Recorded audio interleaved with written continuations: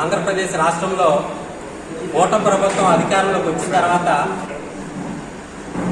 దళితులకి ఆర్థిక పరంగా, రాజకీయ పరంగా, సామాజిక పరంగా అనేక రీతిలుగా మంచి అవకాశాలు పెంపొందించబడటం చాలా లక్ష్యంపదగ్గ విషయం.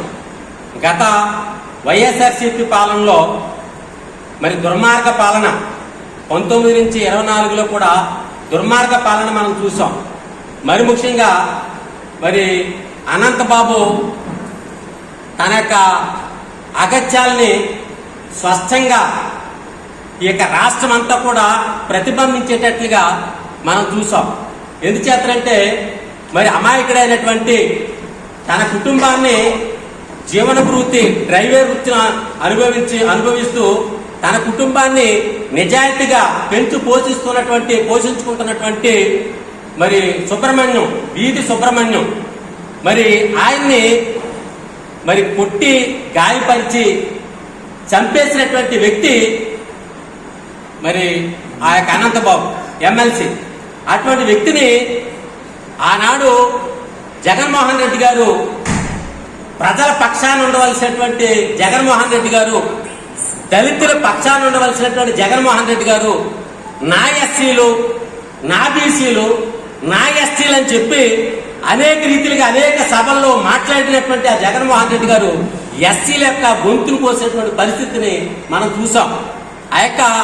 ఆ పాలనలో, దుర్మార్గ పాలనలో హత్యగావించబడినటువంటి డైవేర్ సుబ్రహ్మణ్యం మరి ఆ కుటుంబాన్ని హత్యలు కలిగినటువంటి ప్రభుత్వంగా హత్యలు చేసేటువంటి జగన్మోహన్ రెడ్డి పాలనలో ఈ రోజున కూటమి ప్రభుత్వం ఆదుకోవటం అనేటువంటి చాలా హర్షింపదగ్గ విషయం. మరి ముఖ్యంగా చిత్రహింసలు చేసి కొట్టి గాయపరిచి చంపేసి ప్రమాదంలో మరణించాడని చెప్పి మరి ఆ రోజున ఎమ్మెల్సీ పదవిలో ఉన్నటువంటి అనంతబాబు అబద్ధాలాడి మరి హత్యని డైవర్ట్ చేసినటువంటి పరిస్థితిని మనం చూసాం. మరి ముఖ్యంగా మనం చూసినట్లయితే దళితుల పక్షపాతులను చెప్పుకుంటూ అధికారంలోకి వచ్చి ఈ రోజున ఆంధ్రప్రదేశ్ లో ఉన్నటువంటి సుమారు 5 కోట్ల ఆంధ్రప్రదేశ్ లో ఉన్నటువంటి ప్రజలు సుమారు 1 కోటి మంది దళితులు ఉన్నారు అందులో. మరి ముఖ్యంగా వైఎస్ఆర్సీపీ పాలనలో, జగన్మోహన్ రెడ్డి గారి పాలనలో మరి 200 మందిని హత్య చేయటం, అలాగే 56,811 మంది మీద మరి వారిని గాయపరిచి వారి కుటుంబాలని మరి అనేక రీతిగా హింసలు చేయటం అనేటువంటిది వైఎస్ఆర్సీపీ పాలనలోనే కొనసాగింది. ఈ రోజున కూటమి ప్రభుత్వం అధికారంలోకి వచ్చిన తర్వాత సంక్షేమాన్ని, అభివృద్ధిని పెంపొందించాలనే సంకల్పంతో దళితుల యొక్క పక్షపాతిగా ఈ రోజున చంద్రబాబు నాయుడు గారు ముందుకు వెళ్తున్నారు.